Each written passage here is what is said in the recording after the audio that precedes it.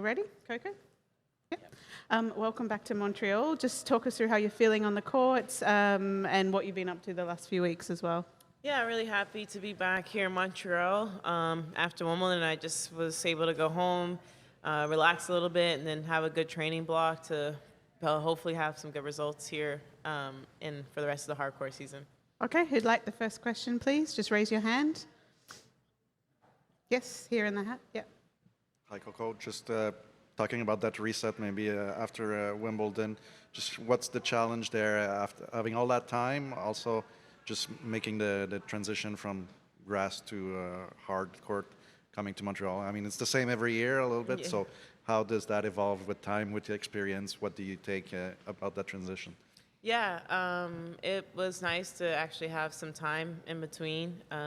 That's why I didn't play DC, because I wanted to just have a real training block, which I hadn't had in a while just because of how our schedule is. And being back in Montreal is great, and it's definitely refreshing. I like that they change it every other year, just because it feels different each time. But yeah, I'm happy to be back here. I like this tournament a lot, and I would love to do great here one of these years. Next question, just raise your hand if you have one.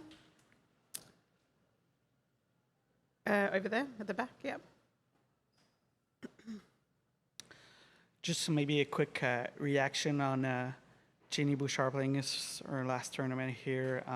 You're that young player who had a lot of success young. She was the same kind of player at a young age.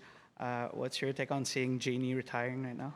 Yeah, I didn't know that was happening until I think a couple days ago. But obviously, she had a great career early on and had a great couple results in some slams. And yeah, it's definitely not easy. But I know she's also playing on pickleball too. So she's spread it across all ways. So I think she'll be fine. I don't know her that well personally, but I hope that I wish her all the best in the next chapter for her. Okay, this gentleman here. Yep. Hi, Coco.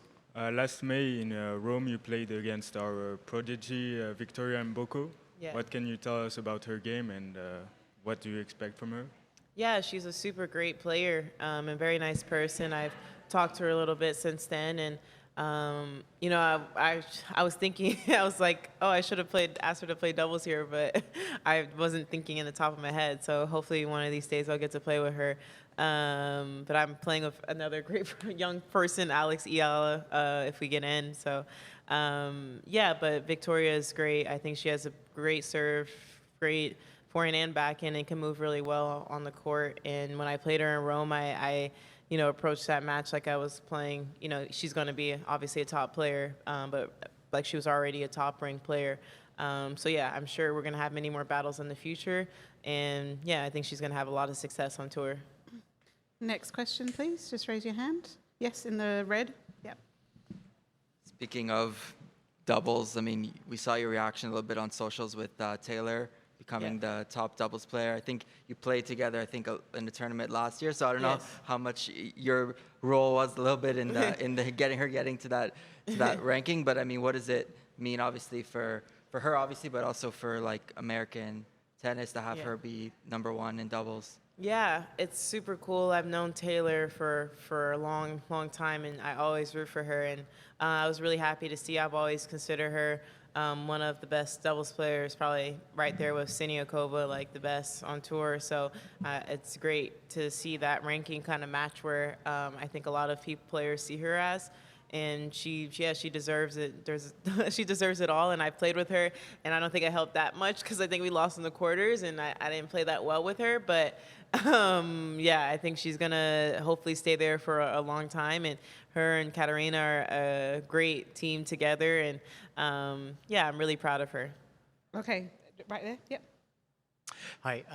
A bit of a big picture question, but the 5 of the top 11 players, I think, are from the U.S. I'd just be curious to hear you as to what do you think are the main factors behind that surge in the recent years?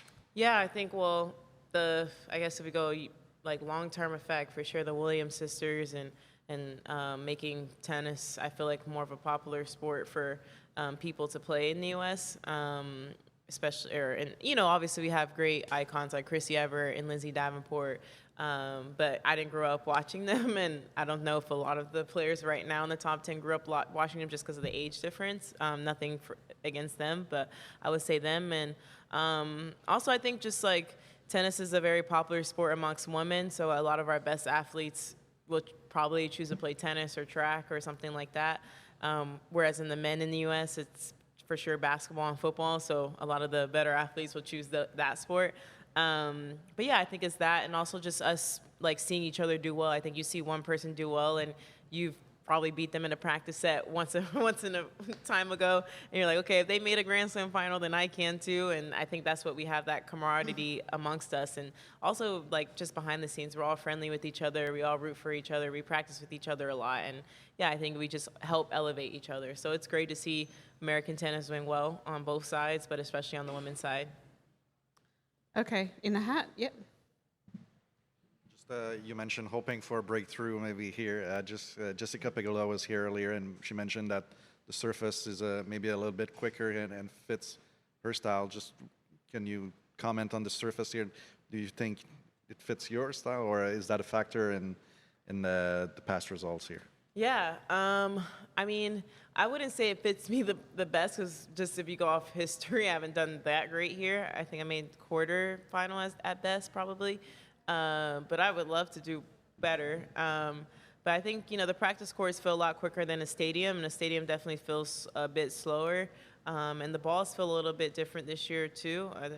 For some reason, the regular duty feel a little bit heavier than normal. So, yeah, I mean, I think we'll go out there and we'll see if it suits my game or not. But if we go just based off history, I haven't done that great here. But, I just treat this tournament as, if I do well, great. If not, I hope I can, use what I learned and take it into Cincinnati and U.S. Open. But I definitely think that this is a crucial tournament for me to have, like, a good hard court swing just to play it regardless of result, because I always seem to learn a lot here. Okay, last one at the edges. There's more and more Canadian players on tour, men and women. Is it something that you as players notice?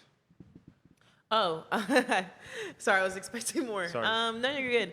I mean, yes and no. I think I haven't really paid attention to just any country, to be honest, but for sure, when it comes on the women's side, you see a lot of the younger girls in the draw, like Vicky, and I believe her name is Maria, who played, well, she's not playing now, but earlier.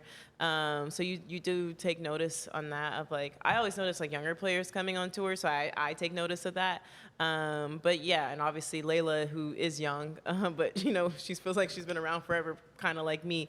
But yeah, I think it's great because, Canadians are nice people. Obviously, we're kind of close with them, just off country wise. So I think it's great to see them doing well. And I always love coming here. And yeah, and then on the men, there's Diallo, a couple of those guys doing really well too. So it's pretty cool. All right, thank you very much, everyone.